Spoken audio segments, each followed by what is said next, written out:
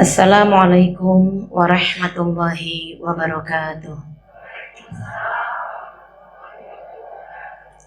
Alhamdulillah. Alhamdulillah ala kulli hal. Alhamdulillahirabbil alamin. Wa bihi nasta'inu ala umuri dunya waddin. Wassalatu wassalamu ala asrafil anbiya'i wal mursalin wa ala alihi wa ashabihi ajma'in. Asyhadu an la ilaha illallah wa asyhadu anna Muhammadar Rasulullah.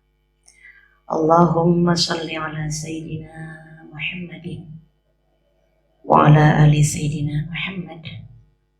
Qala fil Qur'anil Karim, a'udzu billahi minasy syaithanir rajim. Bismillahirrahmanirrahim. Wa nunazzilul minal Qur'ani wa huwa shifaa ma huwa shifaa'u wa rahmatun lil mu'minin wa la nazidu zalimina illa khasara. Sadaqallahul azim wa sadaqa rasuluhun nabiyul karim. Subhanallah wa bihamdihi adada khalqihi wa ridha nafsihi wa zinata arsyihi wa midada kalimatihi. La haula wa la quwwata illa billahil aliyil azim. Rabbighfir warham wa anta khairur rahimin. Amin ya Allah ya rabbal alamin. Allah yang maha menciptakan kehidupan dan kematian sebagai ujian. Allah yang maha menguasai seluruh alam, dan Allah yang sangat mengetahui segala isi hati kita, karena Dia Allah yang menciptakan kita. Allah yang sangat dekat, bahkan dekat melebihi dekatnya urat leher kita. Allah yang senantiasa menatap kita dimanapun kita berada. Allah yang selalu mendengar apapun yang kita ucapkan. Allah yang selalu menemani hari-hari kita untuk memberikan kekuatan kepada kita ketika kita menjalani setiap cerita dalam episode kehidupan yang Allah hadirkan. Allah pula yang saat ini menghadirkan kita di tempat ini. Allah izinkan, Allah berkehendak, Allah mau, dan Allah pilih. Kita hadir di tempat ini, kita dipilih untuk mendapatkan warisan yang terbaik, mendapatkan warisan yang terindah, kalimat-kalimat yang paling baik, dan kalimat-kalimat yang akan menunjukkan kita menuju jalan yang paling lurus. Sehingga siapa yang terpilih hari ini untuk hadir di tempat ini, insya Allah digolongkan menjadi hamba-hamba Allah yang akan diangkat derajatnya menuju la'allakum tattaqun. Amin ya rabbal alamin. Dengan bismillahi tawakkaltu 'alallah, la haula wala quwwata illa billahil aliyil azim. Dengan segala kerendahan hati kita, dengan segala kesadaran diri kita, Allah yang maha kuasa atas kehidupan kita, kita dilengkahkan ke tempat ini dengan keberserahan diri kita yang total, yang sepenuhnya, kesadaran diri bahwa kita makhluk yang lemah, bahwa kita makhluk yang tiada daya dan kekuatan selain kekuasaan dan kemampuan dari Allah. La haula wala quwwata illa billahil aliyil azim. Bersyukur bagi hamba-hamba yang beriman karena kita dihadirkan di tempat yang penuh barokah ini, dikumpulkan dengan sahabat-sahabat jannah insyaallah, sahabat-sahabat yang akan nanti menggandeng tangan kita, yang akan mengajak kita berjumpa dengan Allah dan bahkan berjumpa dengan kekasihnya Rasulullah Muhammad Sallallahu Alaihi Wasallam. Karena tempat seperti ini adalah tempat yang dirindukan hamba-hamba yang punya rasa rindu. Tempat yang sangat diharapkan hamba-hamba yang punya harapan dan yang punya tujuan.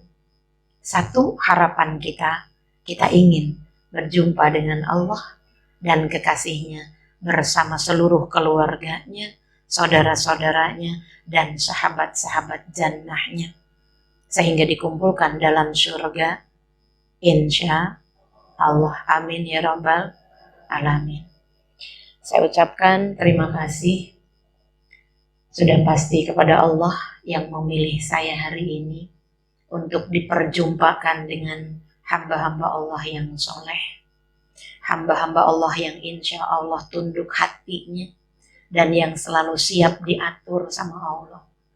Itu karunia dan anugerah yang terindah dari Allah untuk saya pribadi. Terima kasih. Saya ucapkan juga sudah pasti kepada Rasulullah yang karena jasa besar beliaulah kita bisa menjadi seperti ini. Ada kekuatan cinta yang mengantarkan kita ke tempat seperti ini.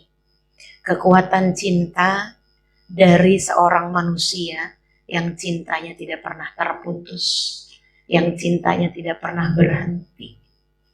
Bahkan nanti di yaumil akhir pun beliau masih nunggu kita, masih mengharapkan pertemuan dengan kita. Dan satu-satunya manusia di alam yang ini yang diciptakan sama Allah, yang punya cinta yang utuh, yang sejati, yang selalu mengharap keselamatan seluruh umatnya. Dan di tempat seperti inilah tempat yang insya Allah bisa mempertemukan kita semua dengan beliau. Saya berbahagia sekali hari ini Allah hadirkan saya di tempat ini. Masya Allah, tabarakallah. Dan saya ucapkan terima kasih kepada pembawa acara yang dengan suara indahnya sudah memberikan apa yang akan kita lakukan di tempat ini. Mudah-mudahan beliau selalu dijaga sama Allah. Dan juga kepada bunda saya, Masya Allah, terima kasih ya bun. Kita walaupun selalu dalam setiap hari kita WA-an ya, walaupun tidak ada, ya Masya Allah, hari ini dipertemukan. Allah izin.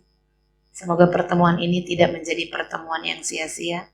Allah catat menjadi pertemuan yang indah, yang nanti kita bisa bertemu lagi ya, Insya Allah. Dan juga kepada yang tadi sudah membacakan doa itikaf, Masya Allah, sepenuh hati, terima kasih. Jangan lelah untuk berdakwah, jangan menjadi orang yang lemah untuk selalu memberikan jalan kebaikan. Jadikan setiap langkah kita penebar kebaikan. Terima kasih. Juga untuk yang membacakan kalimat Allah yang indah tadi, Masya Allah, suaranya luar biasa ya. Ibu bergetar nggak tadi hatinya? Bergetar ya, menitikan air mata ya. Seperti yang Allah bilang di dalam surat Al-Anfal, ayat surat 8 ayat 2. Di situ disampaikan orang-orang beriman itu apabila disebut nama Allah bergetar hatinya. Dan apabila dibacakan ayat-ayat Allah bertambah kuat keyakinannya. Masya Allah. Jadi ketika beliau tadi membacakan kalimat-kalimat itu, subhanallah, aku yakin semua yang hadir di sini tergetar hatinya karena sudah ada iman. Insya Allah ayat yang tadi disampaikan beliau dan dibacakan terjemahannya oleh saudara kita, itu pun akan menjadikan cambuk motivasi untuk kita untuk terus berjuang ya, memanfaatkan sisa-sisa umur kita yang entah sampai kapan ini untuk bisa bersahabat dengan Al-Quran.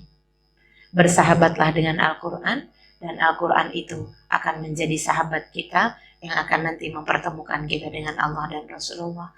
Terima kasih. Selalu istiqomah ya. Jadikan suara indahnya untuk mendobrak pintu-pintu hati yang punya harapan, untuk menggetarkan kolbu-kolbu yang punya rasa. Insya Allah berjalan terus, berjuang terus di jalan Allah. Masya Allah, Masya Allah. Dan juga untuk bunda-bunda semua yang hadir, juga untuk sahabat-sahabat jannah saya, salam silaturahim, salam kenal. Mungkin ada yang belum kenal dengan saya. Ada yang sudah kenal? Ada? Alhamdulillah. Masya Allah. Ya, yang belum kenal, kenalkan, nama saya cukup Imas aja. Nanti dikubur tidak ditanya. Ya, cukup Imas aja. Nanti kalau ketemu dengan wajah yang seperti ini, tolong ditegur. Kalau tidak dijawab, tidak noleh, ibu boleh tabok. Terima kasih. Nih beliau mau udah tahu dari Parung nih, jauh sekali ya, luar biasa datang ke sini. Jadi ditegur, kalau nggak dengar boleh ditabok daripada ditabok di akhirat. Kenapa? Karena termasuk orang yang sombong. Ya, ditaboknya dengan apa? Dengan cinta. Masya Allah. Ditaboknya dengan cinta. Kalau ditabok dengan cinta, bagaimana caranya? Salam semut. Baru dengar salam semut. Sudah sangat langka, ya, adab. Betul nggak? Adab, akhlak. Padahal adab dan akhlak itu adalah ciri dari seseorang yang berilmu.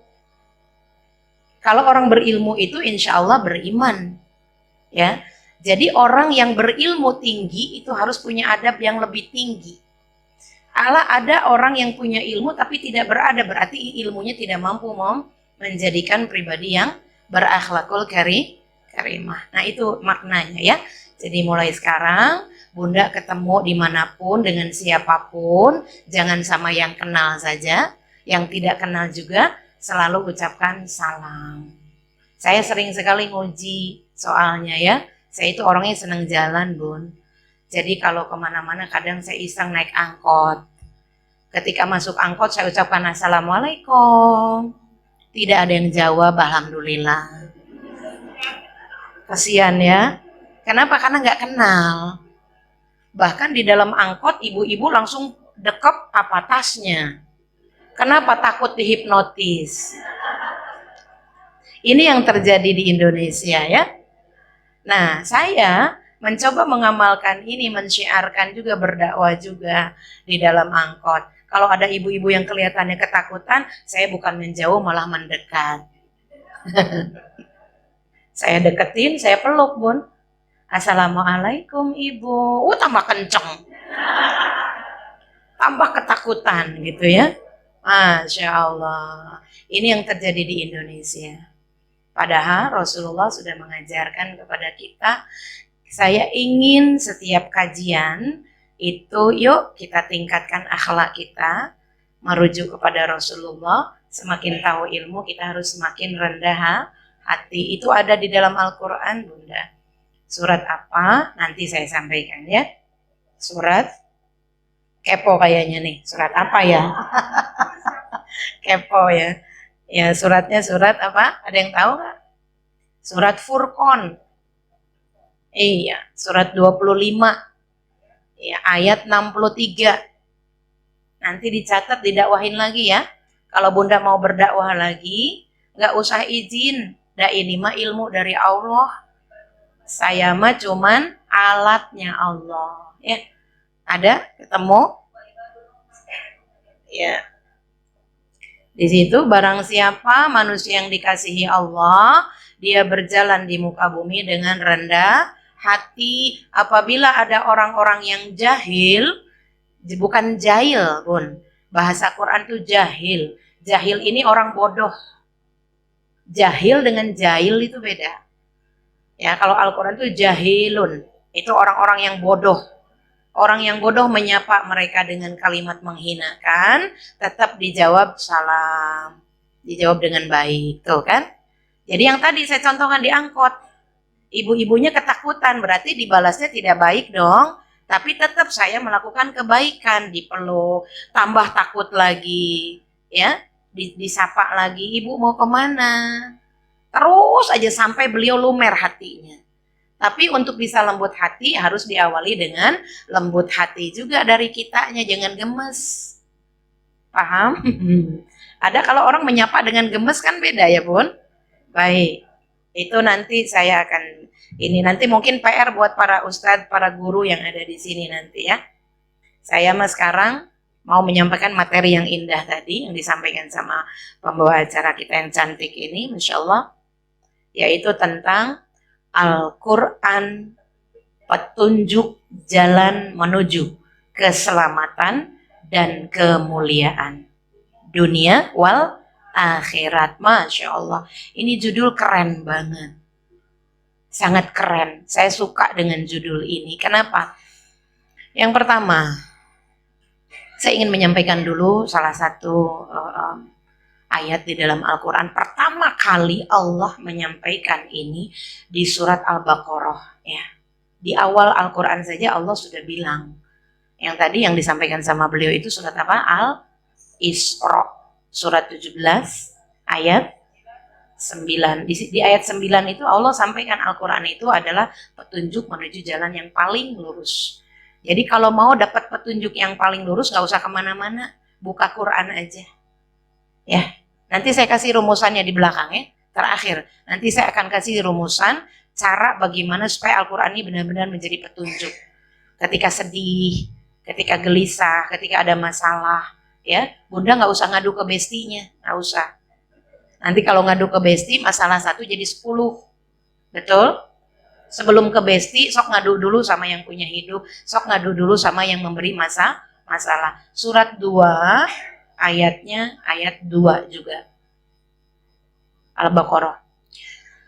Izin saya membaca. Nanti tolong mungkin Bunda yang mau pembacara, mau Bunda juga boleh. Nanti kalau saya sebutkan surat dan ayat, tolong dibaca terjemahannya aja supaya cepat. Ya, terjemahannya aja supaya cepat nanti, supaya apa? Supaya benar-benar kita yakin bahwa ini bukan dari saya, tapi ini benar-benar dari Allah. Jadi kita yakin kalau sudah petunjuk Allah, kita tidak mampu dan tidak berani nolak, ya. Baik. Di ayat di situ untuk pembuka, di situ disampaikan dzalikal kitabu la raiba fi hudal lil muttaqin. Jangan pernah ragu dengan Al-Qur'an. Ada la panjang. Itu penegasan dari Allah supaya kita tidak boleh ragu dengan Al-Quran. Ragu, keraguan, tidak boleh kita ragu. Sama sekali, kalau Allah sudah bilang tidak boleh, berarti ini wajib hukumnya. Artinya wajib untuk kita mengikuti, tidak boleh ragu dengan Al-Quran. Kenapa? Karena hudal lil muttaqin. Al-Quran itu petunjuk bagi orang-orang bertakwa. Ada pertanyaan di benak kita, kok tidak orang beriman? Kenapa orang bertakwa? Saya kasih rujukan. Allah menyuruh kita untuk mencapai level yang paling tinggi derajatnya, yaitu la'allakum tattaqun atau muttaqin atau orang bertakwa. Rumusannya dari sini ada 3 tingkatan. Ini paling dasar, rumus ilmu paling dasar. Kemanapun Bunda belajar, rumus ini tidak akan pernah tercerai-berai. Muslim, mukmin, muttaqin. Orang yang beragama Islam, statusnya Muslim. Ketika sudah punya status Muslim, Allah perintahkan dzalikal kitabu la raiba fih. Jangan kalian ragu dengan Al-Quran. Berarti setiap orang yang mengaku Muslim, bahkan kalau di dalam surat Furqan, Al-Quran ini sebagai pembeda antara yang hak dan yang batil. Surat 25 ayat 1. Nah, di situ disampaikan sama Allah supaya kita ini orang yang mengaku Muslim, terutama yang mengaku Muslim, itu tidak boleh ragu dengan Al-Quran. Apapun yang disampaikan sama Al-Quran, wajib untuk sami'na wa ata'na, mendengar dan taat, didengarkan dan ditaati. Berarti kita punya kewajiban untuk mengamalkan setiap ilmu yang sudah sampai di telinga kita, yang sudah sampai di hati kita, yang sudah sampai didengar, dilihat oleh mata, dirasa dan dipahami oleh hati. Supaya apa? Matanya, telinganya, hatinya tidak termasuk hati, mata, telinga orang-orang yang lalai. Ini saya kalau berbicara itu biasanya sudah pasti itu ada ayatnya ya. Manusia yang lalai, Bunda yang dirahmati Allah, insya Allah kita tidak termasuk yang lalai ya. Sebelum ke situ, saya ingin menyampaikan dulu yang tadi. Muslim, saya punya kewajiban untuk wajib percaya dengan Al-Quran. Apapun kalimat Allah yang ada di dalam Al-Quran, perintah dan larangannya, perintahnya wajib saya ikutin, larangannya wajib saya jauhi.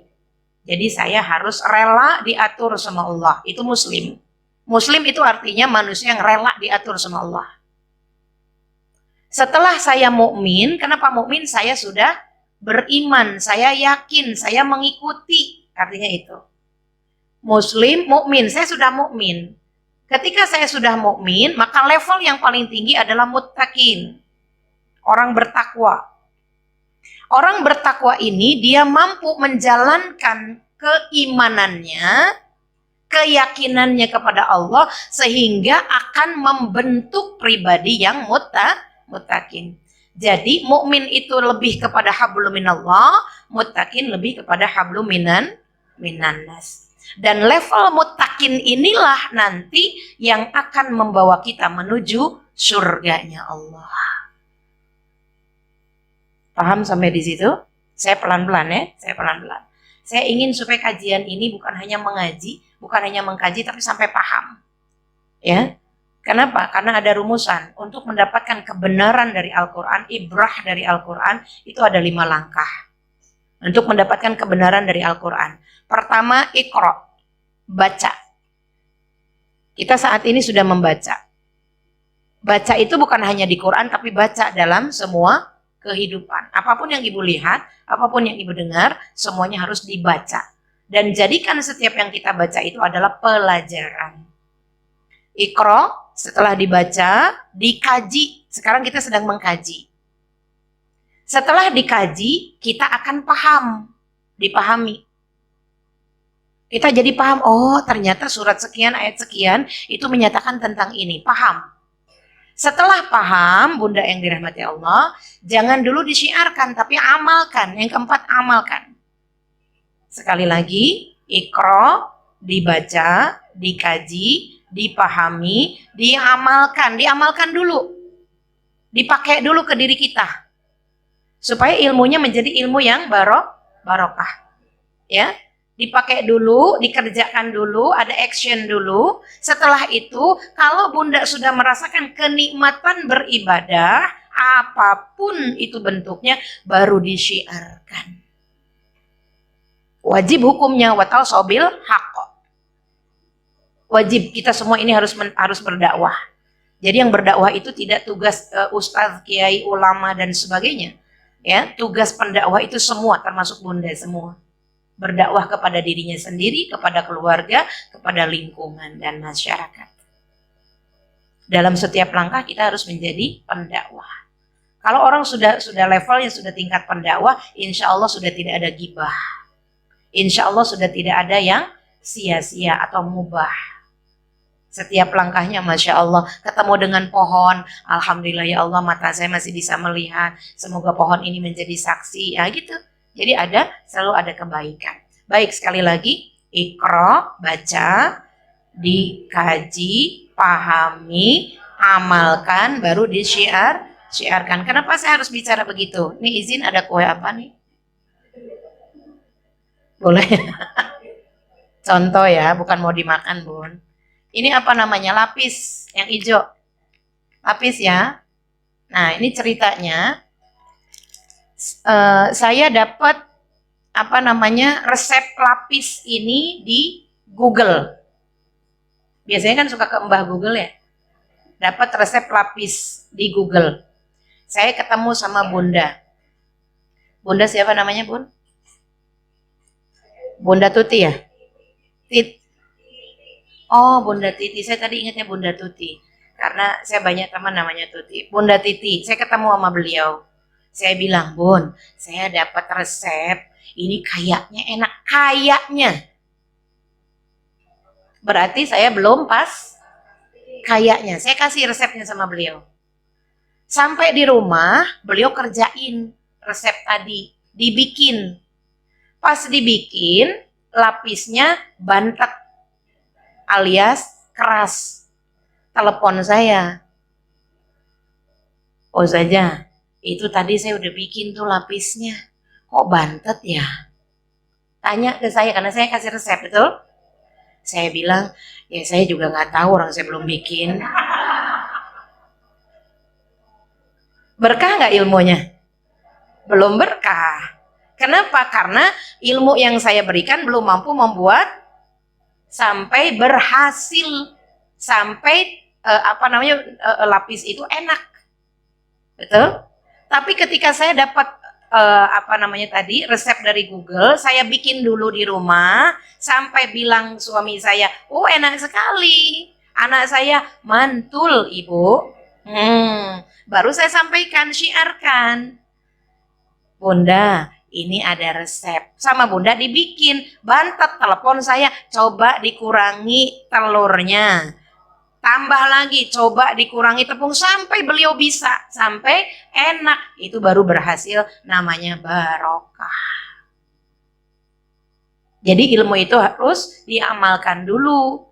Jangan ketika Bunda dapat di broadcastan, udah dikirim ke orang lain, Bunda sendiri belum ngamalin. Khawatirnya nanti yang dikasih nanya, Bunda bilang, saya nggak tahu. Nah, makanya saya sampaikan di sini. Kita supaya bisa menjadi pendakwah yang baik. Ya, Masya Allah ya. Baik, saya lanjut. Tadi muslim, mukmin, muttaqin. Jadi ketika saya mengaku saya orangnya beragamanya Islam, saya wajib taat kepada apa yang Allah mau di dalam Al-Qur'an. Setelah itu saya jalankan, berarti saya sudah naik levelnya ke mukmin. Ketika dijalankan, saya belum tentu termasuk orang yang muttaqin. Apabila contohnya ketika Allah bilang inna sholata tanha 'anil fahsya'i wal munkar. Perintah Allah, sholatlah kalian, dan sungguh dengan sholat itu harus mampu menjadikan diri kalian yang mampu mencegah dari perbuatan keji dan munkar. Saya sholat. Oh, sholat duhanya 12 rakaat. Sholat tahajud 20 rakaat, Bun. Saking rajinnya. Ini saya ngomongin saya nih, ceritanya. Tahajud 20 rakaat, duha sampai 12 rakaat. Saking rajinnya. Keluar dari rumah, ketemu sama Bunda di jalan. Assalamualaikum. Ya. Assalamualaikum Ibu. Ya. Yang tadi duhanya, tahajudnya berarti tidak bermanfaat. Kenapa? Karena tidak mampu menjadikan pribadi saya pribadi yang baik. Saya tunjukkan ayatnya. Surat Al-Imran. Surat 3. Ayat 133 sampai 135. Supaya tidak kata saya, tapi ini kata Allah.